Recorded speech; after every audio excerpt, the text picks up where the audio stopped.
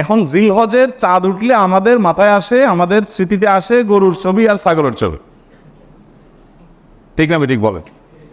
কোরআনের পাতা, তসবির দানা, জায়নামাজ, দোয়া, চোখের পানি, এই স্মৃতিগুলো কি আমাদের মাথায় ভাসে? তার মানে কি আমরা সঠিক জায়গায় আছি? জিলহজের প্রথম দশকের চাঁদ ওঠার সঙ্গে সঙ্গে আমার স্মৃতিতে যা ভাসা উচিত তা কি ভাসছে? ভাসছে যেটা, সেটা ঠিক আছে, কিন্তু শুধু সেটা ভাষাটা ভুল।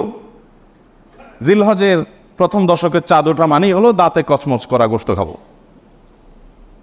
কেন গোশত খাবেন? ভালো কথা, গোশত খাওয়ার আগে কাজ করেন, কাজ না করে খাবেন কোত্থেকে? কাজ না করে কি খাবেন? আল্লাহ, কখনো কখনো আল্লাহর বান্দাদের থেকে আল্লাহ এমন এমন কথা বলায় নেন যেটা আসলে ইমান জাগা নিয়া। গত কয়েকদিন আগে আমার মা বেড়াতে আসছেন, উনি একটা কথা বললেন। সকাল নাস্তা করতে করতে 10টা-11টা বেজে গেছে। নাস্তা করার পর আবার একটু পরে জোর পরে দুপুরে খানা খাইতে বসলাম আমরা।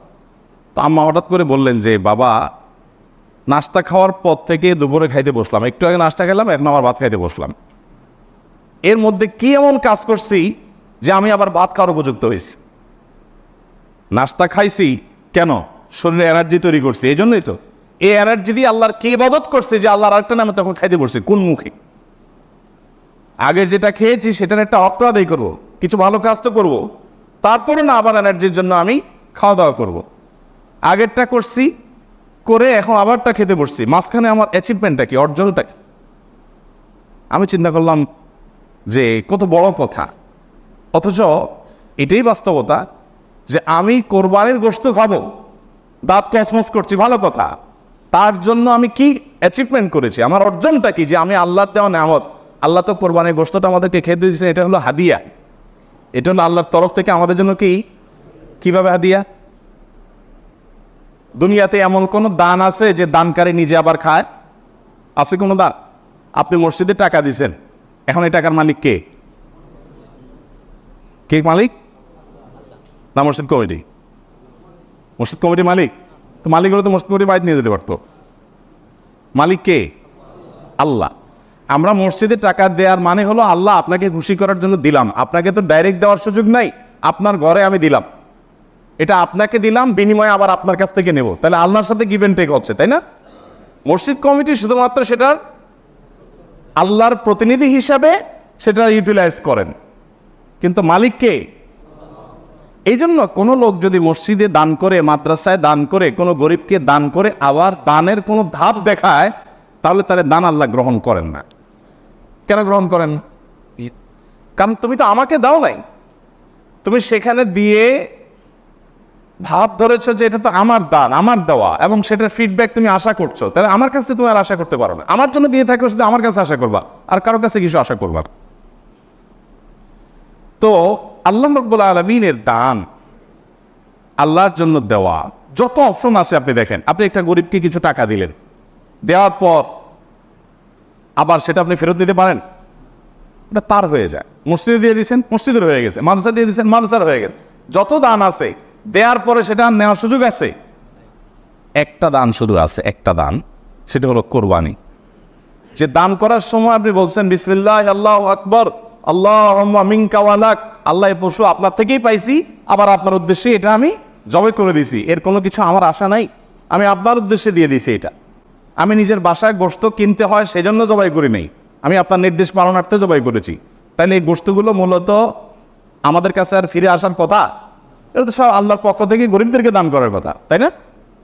কিন্তু না, আল্লাহ কোরআনে বলছেন ফাকুলু মিনহা, কোরবানির গোশত থেকে তোমরাও খাও, তোমরাও খাও। আর ওয়াতআমুল কানিআ ওয়াল মু'তার, যাদের আছে আত্মীয় স্বজন তাদেরকেও দাও, প্রতিবেশীদেরকেও দাও, আবার অভাবী মানুষদেরকেও দাও। তাহলে কি দাঁড়ালো? কোরবানির যে গোশতটা আমি জবাই করার সাথে সাথে এটা আল্লাহর জন্য করে দিয়েছি, বাট আল্লাহ বলছে বান্দা ওকে আমি পাইছি, এখন তোমাকে আবার একটু খেতে দিলাম, তাহলে দানের জিনিসটা আবার আমি পাচ্ছি, এটা আল্লাহর দান না? তো আল্লাহর দানটা পাওয়ার জন্য কি উপযুক্ততা তৈরি করছেন আপনি? আমাদের এই প্রশ্ন বিবেকে জাগা উচিত যে আমি কি উপযুক্ত তৈরি করেছি। এই জিলহজের প্রথম 10টি দিন ইবাদত বন্দিগি করার মাধ্যমে আল্লাহর সেই উপঢৌকন পাওয়ার উপযুক্ততা আমার মধ্যে তৈরি হবে। আমি শুধুমাত্র পানি চেঁচার সময় নাই, মাছ ধরার সময় হাজির হয়ে গেলাম।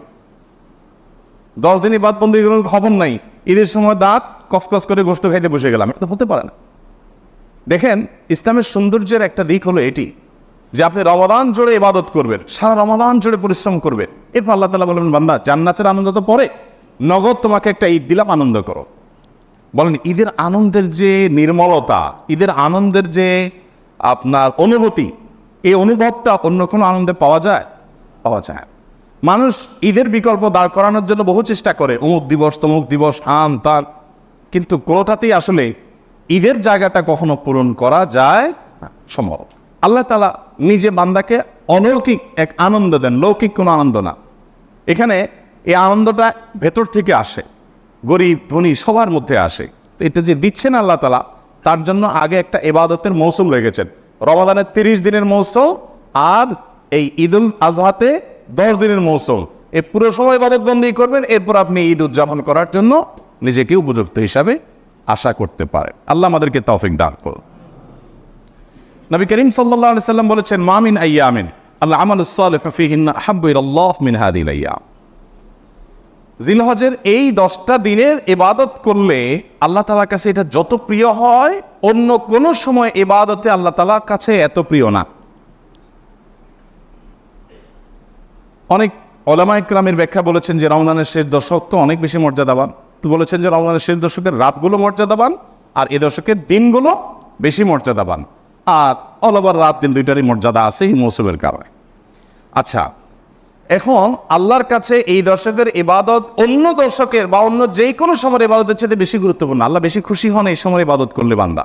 সাহাবীরা জিজ্ঞাসা করলেন, ওয়ালাল জিহাদু ফি সাবিলিল্লাহ, হে আল্লাহর রাসূল, অন্য সময় কেউ আল্লাহর রাহে জিহাদ করলো, জিহাদ করলো মানে জীবন দান করার জন্য প্রস্তুতি নিল, সে ওইটা আল্লাহকে সমর্পণ করে দিল গোটা জীবনটাই, তার মর্যাদাও কি এই সময় ইবাদতের চাইতে বেশি না?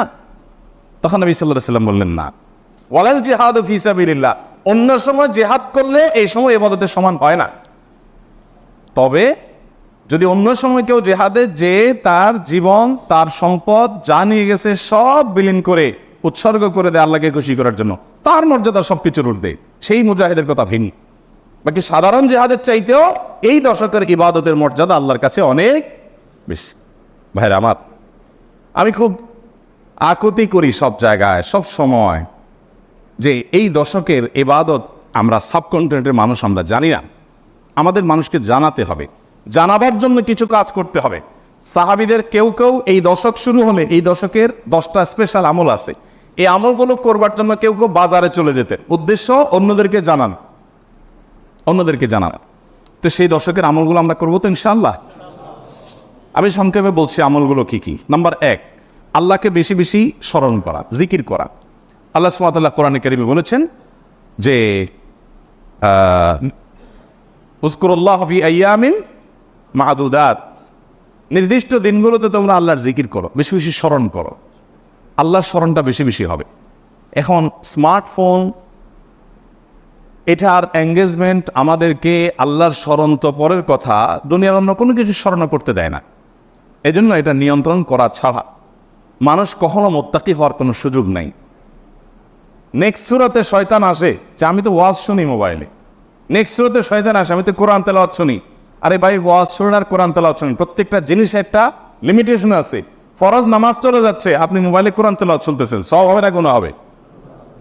আপনি ওয়াজ শোনার নাম দিয়া আজে বাজে জিনিসও দেখছেন, চান্সে এসে যাচ্ছে চোখের সামনে, ক্লিক করে দেখে ফেলছেন, তাহলে আপনার জন্য এই মোবাইল টিপাই জায়েজ নাই, কারণ আপনি নিয়ন্ত্রণ করতে পারেন না, আপনি নিজেকে কন্ট্রোল করতে পারেন। ভাইরা আমার, এই দশকে আল্লাহর স্মরণ যেন হয়, সেজন্য অন্য সময়ের মতো বিশেষভাবে স্মার্টফোনের নিয়ন্ত্রণ খুব বেশি জরুরি, খুব বেশি জরুরি। আল্লাহ আমাদেরকে তৌফিক দান। আল্লাহর স্মরণ কিভাবে করবেন? যত প্রকার জিকির আছে সেগুলো করবেন, কোরআন তেলাওয়াত, সকাল সন্ধ্যার জিকির, উঠতে বসতে জিকির, দোয়া, সেগুলো পড়বেন বেশি বেশি, আর স্পেশালি বিশেষভাবে। অতএব এই দশকে যে আল্লাহর জিকির করবেন, এই জিকিরের অংশ হিসাবে আল্লাহর এই নিয়ামতগুলো চিন্তা করবেন, মুখে জিকির করবেন। এক। দ্বিতীয় আমল হলো সাধারণ নেক আমলগুলো বেশি বেশি করবেন। সাধারণ নেক আমল যেমন কোরআন তেলাওয়াত করা, দান সাদাকা করা, নফল রোজা রাখা, তাসবিহ তিলাওয়াত করা, ভালো কথা বলা, সৎ কাজের আদেশ দেওয়া, অসৎ কাজ থেকে বাধা প্রদান করা, এই রুটিন ভালো কাজগুলো, নর্মাল ভালো কাজগুলো পরিমাণে বেশি বেশি বেশি বেশি করতে থাকবে। 3 নম্বর আমল হলো গুনাহের কাজ এই 10 দিন অন্তত অন্য সময়ের চাইতে একটু হলেও কমাবার চেষ্টা করবেন, গুনাহের লাগামটা ধরার চেষ্টা করবেন। কারণ এই দশক মর্যাদার দশক, এই দশক আমলের দশক। অতএব এই টাইমে গুনাহ করলে অন্য টাইমে গুনার চাইতে বেশি ভয়াবহ হবে, এটা কমাবে। 4 নম্বর আমল হলো যাদের হজের সামর্থ্য আছে তারা হজ করবেন। 5 নম্বর আমল হলো যাদের কোরবানি করার সামর্থ্য আছে তারা কোরবানি করবেন। 6 নম্বর আমল হলো যারা কোরবানি করার নিয়ত করেছেন জিলহজের চাঁদ ওঠার আগে আগে চুল, নখ, গোপ, অবাঞ্ছিত লোম ইত্যাদি কেটে ফ্রেশ হয়ে এই 10 দিন আর সেগুলো কাটবেন না। এটা করবেন হলো কোরবানির পরে। তাহলে জিলহজের চাঁদ ওঠার সম্ভাবনা সোমবার সন্ধ্যায়, সোমবার দিনের বেলার মধ্যে এগুলো সব ফ্রেশ করে আপনি অপেক্ষা করবেন কিসের জন্য? কোরবানির জন্য। এই 10 দিন পর্যন্ত আর নখ কাটবেন না, চুল, গোপ কোনো কিছু কাটবেন না।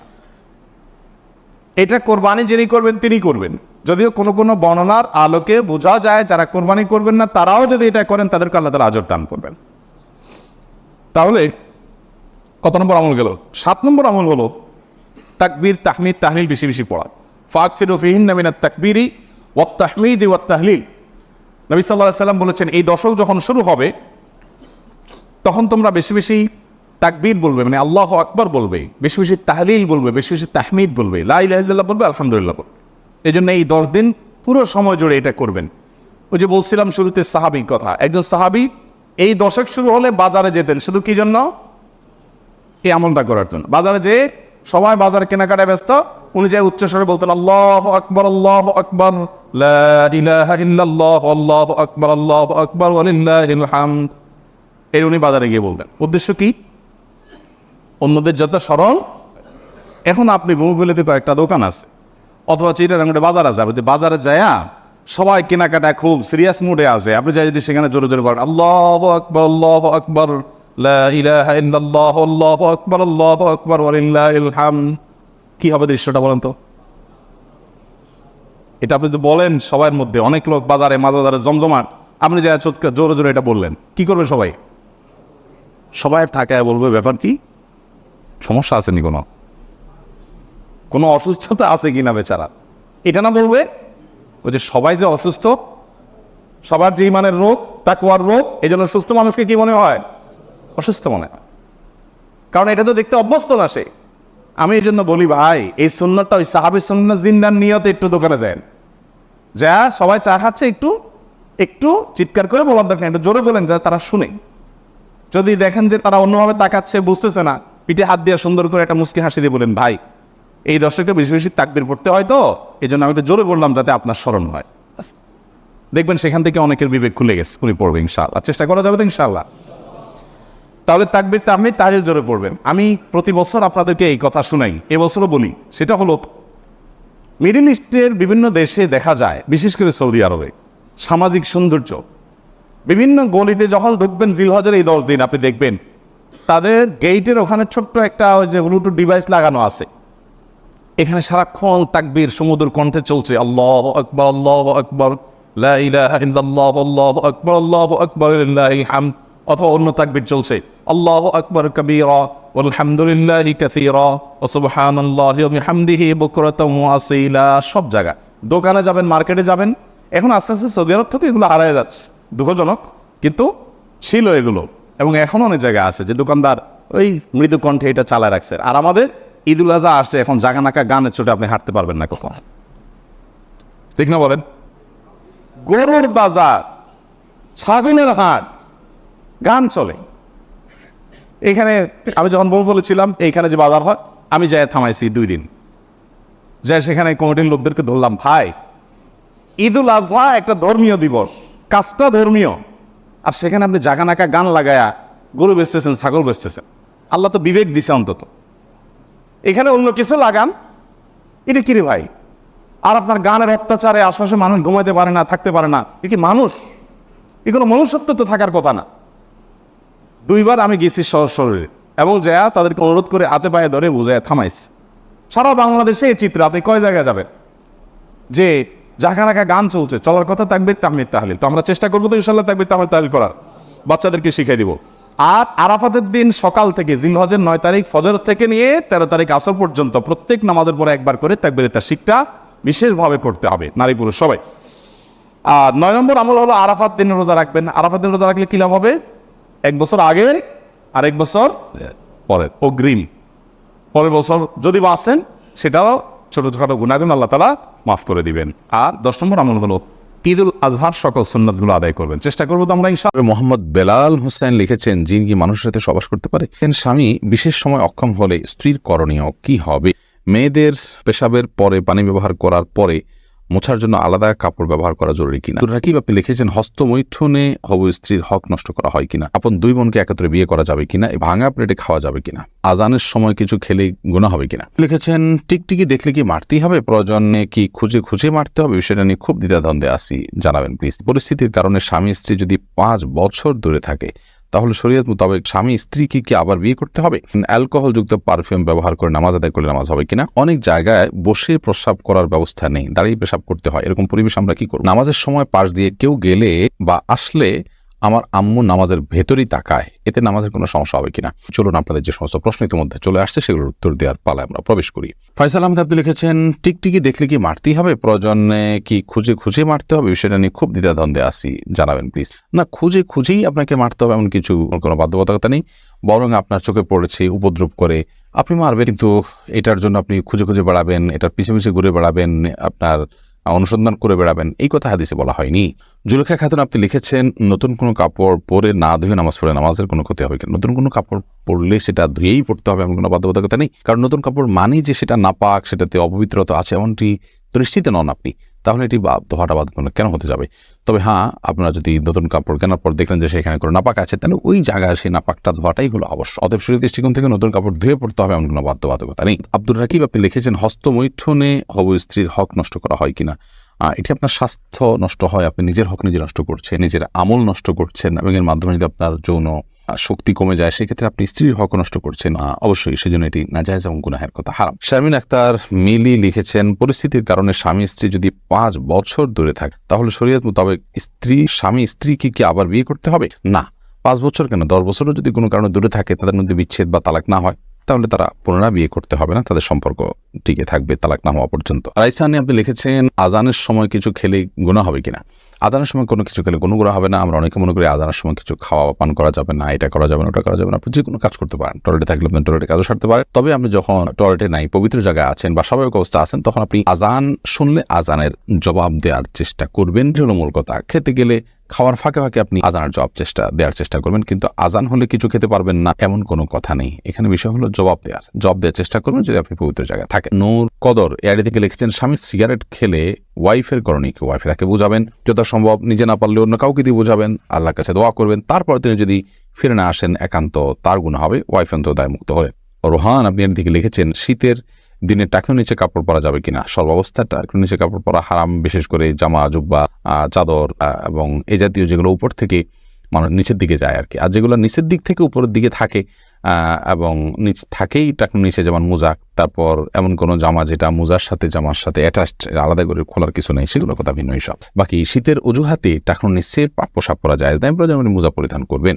আরিফ রহমান আপনি লিখেছেন, আপন 2 বোনকে একত্রে বিয়ে করা যাবে কিনা? এই বিষয়ে ইসলামিক বিধানকে সম্পূর্ণ হারাম। আপন 2 বোনকে একসাথে বিয়ে করা যাবে না, এমনকি পৃথক করে বিয়ে করা যাবে না। এক বোন স্ত্রী থাকার সময় অন্য বোনকে বিয়ে করা যাবে না, অর্থাৎ এট এ টাইম 2 জন বোন কারোর স্ত্রী হতে পারেন না, এটি হারাম। শুধু এটি নয়, এমন 2 জন নারীকে একসাথে স্ত্রী হিসেবে রাখা যাবে না যেই 2 জন নারীর একজন পুরুষ হলে আরেকজনের সাথে তাদের নিজেদের বিয়ে জায়েজ হতো না, এরকম সম্পর্কের 2 জন নারীকে একসাথে স্ত্রী হিসাবে রাখা জায়েজ নয়। হ্যাঁ, একজনকে বিয়ে করেছেন, তার সাথে বিচ্ছেদ হলো বা তিনি মারা গেলেন, তারপর অন্যজনকে বিয়ে করেছেন, তারপর সেটি জায়েজ আছে। বিলকিস বেগম আপনি লিখেছেন, মেয়েদের পেশাবের পরে পানি ব্যবহার করার পরে মোছার জন্য আলাদা কাপড় ব্যবহার করা জরুরি কিনা? না, আলাদা কাপড় ব্যবহার করা জরুরি না। পানি ব্যবহার করার পরে যদি নাপাক দূর হয়ে গেছে মনে হয়, তাহলে সেটি যথেষ্ট, আলাদা করে কাপড় ব্যবহার করার প্রয়োজন নেই। আশফাকুর রহমান আপনি লিখেছেন, স্মৃতিশক্তি কিভাবে বাড়ানো যায়? আমার তেমন কিছুই মনে থাকে না, একদিকে পড়ি অন্যদিকে ভুলে যাই। আল্লাহ মাফ করুন, যদি এই পরিস্থিতি হয় তাহলে সেক্ষেত্রে প্রথমত গুনাহ এবং অপরাধ এবং পাপের কাজগুলো আপনার পরিহার করে চলা উচিত, বিশেষভাবে যত্ন সহকারে। সেই সাথে আল্লাহ তাআলার কাছে দোয়া করা উচিত স্মৃতিশক্তি বাড়ানোর জন্য। শেখ রোকনুজ্জামান লিখেছেন, অনেক জায়গায় বসে প্রস্রাব করার ব্যবস্থা নেই, দাঁড়িয়ে পেশাব করতে হয়, এরকম পরিবেশ আমরা কি করব? যদি কোনো প্রকার ব্যবস্থা না থাকে এবং দাঁড়িয়ে পেশাব করা ছাড়া নিরুপায় থাকেন, তাহলে আপনি অবশ্যই দাঁড়িয়ে পেশাব সেখানে করতে পারেন, যেহেতু আপনি নিরুপায়। কিন্তু নিয়মিত অভ্যাস বানানো সঠিক নয়, কারণ নবী করিম সাল্লাল্লাহু আলাইহি ওয়াসাল্লাম বসেই সবসময় পেশাব করতেন। তবে বিশেষ একবার তিনি দাঁড়িয়ে পেশাব করেছেন এবং সেটি কারণ ছিল এমন একটা জায়গায় তিনি গেছেন যেখানে ময়লা আবর্জনা চতুর্দিকে ফেলেছে মানুষ এবং সেখানে বসার মতো কোনো জায়গা ছিল না, সেজন্য তিনি সেখানে দাঁড়িয়ে পেশাব করেছেন।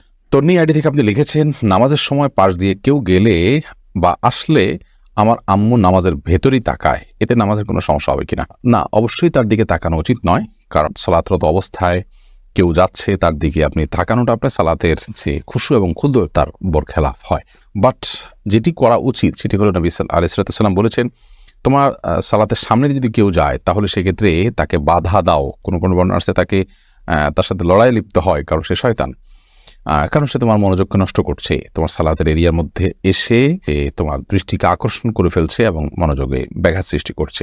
এই জন্য তাকে বাধা দিতে বলা হয়েছে। সেই বাধার অংশ হিসাবে এরকম হাত দিয়ে তাকে ইশারা দিয়ে দেওয়া যেতে পারে যদি সে টের না পায়।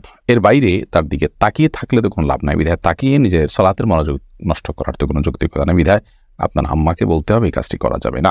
এবার মিনহাজউদ্দিন লিখেছেন, অ্যালকোহলযুক্ত পারফিউম ব্যবহার করে নামাজ আদায় করলে নামাজ হবে কিনা? জায়েজ হয়ে যাবে, বিশেষ করে যে অ্যালকোহল আমরা ব্যবহার করি, এখানে যে পারফিউম ব্যবহার করি এটা যে অ্যালকোহল থাকে এটা কেমিক্যাল, এটা খাবার মানে যেটা পানীয় অ্যালকোহল মদ সেটা না, এটা কেমিক্যাল মাত্র। তারপরেও সালাতের কিছুটা আগে ব্যবহার করলে বাষ্প হয়ে অ্যালকোহলটা উড়ে যাবে, তারপর সালাতে করবেন, সেটা সবচেয়ে সেফ এবং নিরাপদ। ইচ্ছে ডানা এআইডি থেকে আপনি লিখেছেন, স্বামী বিশেষ সময় অক্ষম হলে স্ত্রীর করণীয় কি হবে? স্বামী যদি অক্ষম হয় পুরোপুরি এবং স্ত্রী যদি তার যে চাহিদা আছে এটি পূরণ না হওয়ার কারণে তিনি গুনাহে এবং পাপে লিপ্ত হয়ে যেতে পারেন এমন আশঙ্কা তৈরি হয়, তাহলে সেক্ষেত্রে অবশ্যই সে স্বামী থেকে তিনি বিচ্ছেদ নেবেন। যদি সেটা চিকিৎসার অযোগ্য হয়, চিকিৎসার যোগ্য হলে সেটার জন্য অবশ্যই তিনি সময় দিবেন, সুযোগ দিবেন, চেষ্টা করবেন নিজে।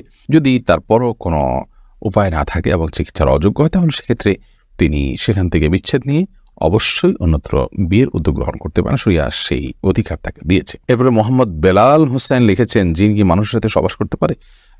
জিন মানুষের স্ত্রী মিলনে মানুষের সাথে সামিল হতে পারে বলে বিভিন্ন বর্ণনা থেকে বোঝা যায়। বিশেষ করে যখন বিসমিল্লাহ কেউ পাঠ না করে তখন জিন সেখানে সামিল, খুব ভয়াবহ কথা অবশ্য। তো এই জন্য মুসলমান সব ক্ষেত্রেই, শুধু এটি নয়, আপনার খাওয়া দাওয়াতে জিন সামিল হতে পারে, ঘুমের সময়, বাসা প্রবেশের সময় তার সাথে প্রবেশ করতে পারে।